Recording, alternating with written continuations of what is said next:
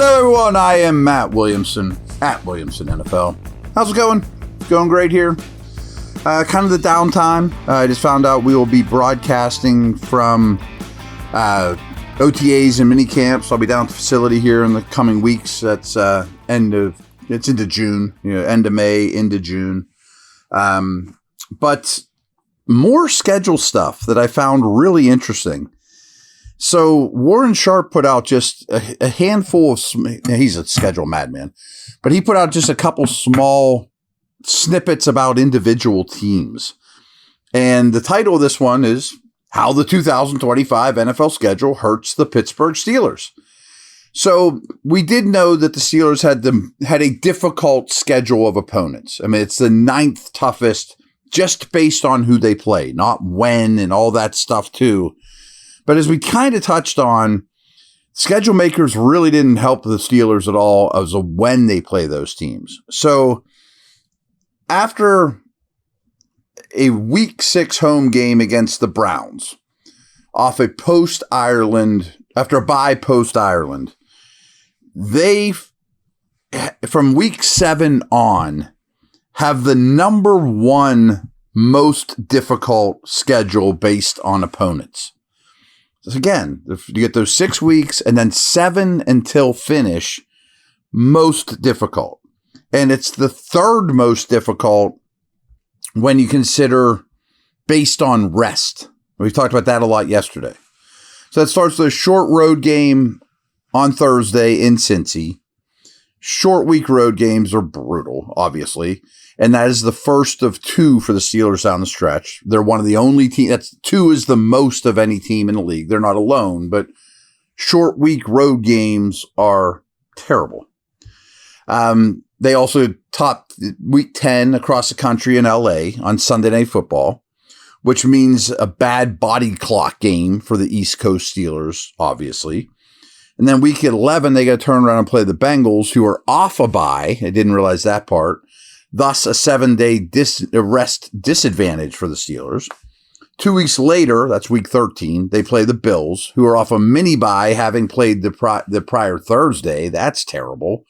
Huge, rested disadvantage for the Steelers against the Bills and Bengals. Good teams, could have massive playoff seedings as well. And then the very next week, the Steelers play the Ravens, who are also likewise off a mini bye, having played their prior Thursday. So they have another 3-week rest disadvantage for Pittsburgh. Awful. And then week 16, just 2 weeks later, is the short week road game in Detroit. So these are against the Bengals, Bills, Ravens, and Lions. I mean, that's the hardest teams out there. 3-day rest disadvantage versus the Bills. 1-day rest disadvantage versus Detroit, 3-day rest disadvantage versus the Ravens, 7-day disadvantage against the Bengals, and a short week road game versus Cincinnati. Road Thursday night game.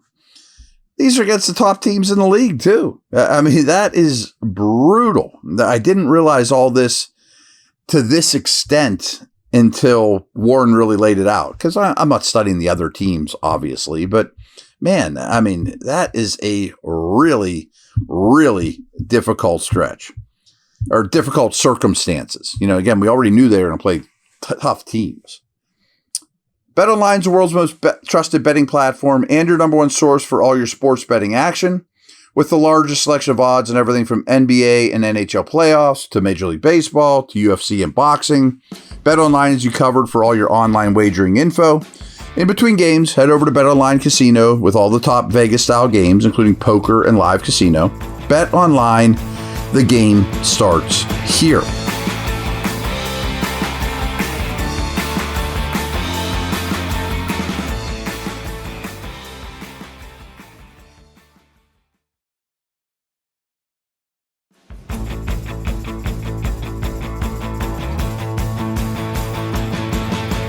Not only that, but Sharp also put out an article today about the 5 teams that have the most brutal 4-game series, stretches in the whole schedule complexity. You know what I mean? So Dallas comes in with the 5th most difficult. So from weeks 12 through 15, the Cowboys play the Eagles, the Chiefs, the Lions, and the Vikings in four consecutive weeks. And that's 5th toughest. That's crazy. And most of that stretch, they're the only team that has a 3 games in 10 days situation. They're the only team this year that has to do 3 games in 10 days. So again, week 12, home against the Eagles. Week 13, home against the Chiefs. At the Lions, home against the Vikings. But then he only broke this down into 4-game stretches. They have by far the hardest 6-week stretch if you include the next week, home against the Chargers, away against the Commanders. So, I mean, that is some serious firepower Dallas has to face. Well, your Steelers come in with the 4th most difficult stretch. That starts in week 13. Bills, Ravens, Dolphins, which isn't that bad, but he's talking about 4-game blocks. And then at the Lions. Ugh. Not only is that the 4th toughest 4-week stretch any team plays this whole year, but they play it with a rest disadvantage in 3 of the 4 games. Ugh, that is brutal, man. 3-day rest disadvantage when they play both the Bills and Ravens in back-to-back weeks. I mean, you got to play Josh Allen and Lamar Jackson with a 3-day rest advantage in back-to-back weeks. And then they come off a Monday Night Football game with a short week in Detroit. I mean, which is a brutal game too. Just to show that the other, the Steelers aren't the only ones with bad stretches here. It's amazing that the league does this, to be honest with you. The Vikings from week 7 to 10, they host the Eagles, at the Chargers, at the Lions, home to the Ravens. Ooh. That is rough. But at least for them, they were kind enough that the Vikings play those back-to-back Europe games against the Steelers and Browns. And then they're off week 6. Then they go in that 7, 8, 9, 10 awful stretch. So at least they give them something to, rest your bones before the brutal, brutal stretch here. Giants have the 2nd most difficult stretch. They not only do they play the most difficult schedule overall, but they also have just a brutal stretch here, also from week 6 to 9. Eagles at home, at Denver, always a terrible place to play, at the Eagles again, home to the Niners. Pretty rough.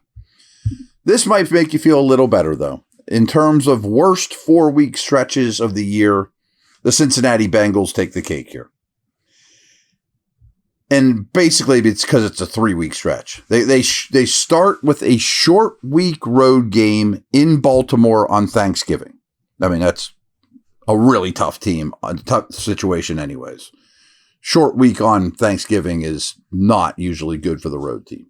But it's in Baltimore to boot, a really good team. How about this? If you think sometimes things are, a disadvantage for the Steelers, Baltimore has played the Bengals on Thursday in each of the last 2 years, and they've won each game. Okay. Why are the Bengals being forced to play the Ravens in Baltimore on a Thursday on a short rest for 3 straight years? 3 straight years they've had to go to Baltimore on short rest to face the Ravens. The Bengals have hosted the Ravens on Thursday night 1 time in 20 years. But are now playing in Baltimore on Thursday 3 straight years. What are we doing here, schedule makers? I mean, that's insane to me. So that Bengals 4-game awful stretch is week 13 at the Ravens, week 14 at the Bills, at home against the Ravens. So Steelers get Lamar Allen back-to-back, but they got to go Lamar Allen, Lamar.